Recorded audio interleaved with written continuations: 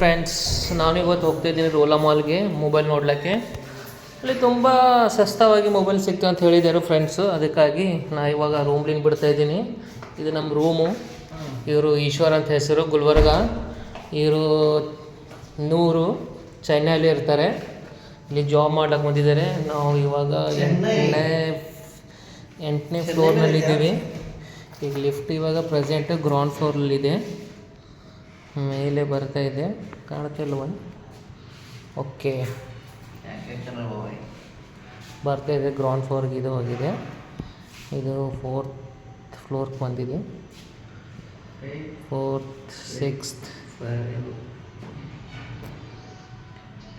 8. ನಾವು ಬಿಲ್ಡಿಂಗ್ ಕೆಳಗೆ ಹೋಗ್ಲಿಕ್ಕೆ ಸ್ಟೇರ್ ಕೇಸ್ ಕೂಡ ಇವೆ. ಅದಿದೆ ನೋಡಿ, ಇಲ್ಲಿ ಇವು ಕೂಡ ಹೋದು. ಇವಾಗ ಓಪನ್ ಆಗಿದೆ ಲಿಫ್ಟು. ನಾವು ಒಳಗೆ ನಡೆದಿದ್ದೀವಿ.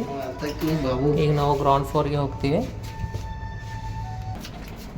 ಈಗ ನಾವು ಲಿಫ್ಟಿಂದ ಹೊರಗೆ ಬಂದಿದ್ದೀವಿ. ಇಲ್ಲಿ ನೋಡೋಣ. ಈಗ ನಮ್ಮ ರೂಮ್ ಗ್ರೌಂಡ್ ಫ್ಲೋರ್ದಲ್ಲಿ ರೀಚಾರ್ಜ್ ಮಾಡೋಕ್ಕೆ ಕೂಡ ಅವಕಾಶ ಇದೆ. ಇಲ್ಲಿ ಸಿಮ್ ಇವೆ, ಇಂಡಿಯನ್ ಸಿಮ್ಮು, ದುಬೈ ಸಿಮ್ ಕೂಡ ರೀಚಾರ್ಜ್ ಮಾಡ್ಬೋದು. ಅದೇ ರೀತಿಯಾಗಿ ನಾವು ಹೊರಗಿನ ವೆದರ್ ತೋರಿಸ್ತಾ ಇದ್ದೀನಿ. ಸುಮಾರು ಟೈಮು 6 ಆಗಿದೆ. ಈ ಕಡೆ ಜಾಸ್ತಿ weather is very good today. ಇದು ಎತ್ತಸಲ ಟವರ್ ಅಂತಿದೆ ನಮ್ಮ ಬಿಲ್ಡಿಂಗ್ ಇನ್ಸೈಡು.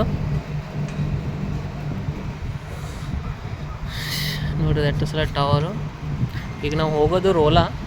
ಈ ಕಡೆ ಹೋಗೋದಿದೆ ರೋಲಾಗೆ. ಇದು ನಮ್ಮದು building apartment 8th floor, total 9th ಫ್ಲೋರ್ವರೆಗಿದೆ. ಹೋಗೋದು ಹೀಗೆ. ಇಲ್ಲಿ ನೋಡಿ ಫ್ರೆಂಡ್ಸ್, ಅದು ಹೇಗೆ ನಮ್ಮ ದುಬೈಯಲ್ಲಿ, ಶಾರ್ಜಲ್ಲಿ ಹೇಗೆ ಸಿಸ್ಟಮೆಟಿಕ್ ಆಗಿ ಕಾರ್ ಪಾರ್ಕಿಂಗ್ ಇರ್ತದೆ ನೋಡಿ. ಡೀಸೆಂಟ್ಗಾಗಿ ಕಾರ್ ಪಾರ್ಕಿಂಗ್ ಮಾಡ್ತಾರೆ.